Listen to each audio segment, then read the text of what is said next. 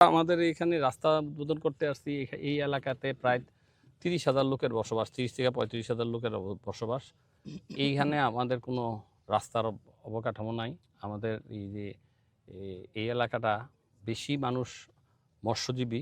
তাদের কোনো রকমের এই যে বেঁচে আছে একজন মানে স্বাধীন দেশের স্বাধীন নাগরিক আমরা বলি, সেই স্বাধীন দেশের স্বাধীন নাগরিক হিসেবে বেঁচে আছে তারা শুধু এতটুকুই।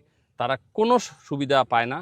আমরা এই রাস্তা করলাম, যে রাস্তার মাধ্যমে তারা অন্তত এই সুবিধাটুকু পাবে যে তারা আরামে তাদের বাড়িতে যেতে পারবে।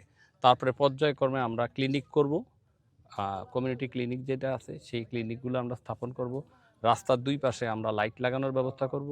প্রতিটি গ্রামের প্রতিটি বসতিতে ঘরে ঘরে আমরা বিদ্যুৎ দেওয়ার ব্যবস্থা করব। এবং আপনারা সবাই দেখছেন এই যে নদীর পাড়ে এই নদীটা যেন আর না ভাঙে, এইটার জন্য আমরা একটা পরিকল্পনা নিয়েছি, কাজ চলতেছে। আশা করি অতি সত্বরই এটা কাজ আরম্ভ হবে।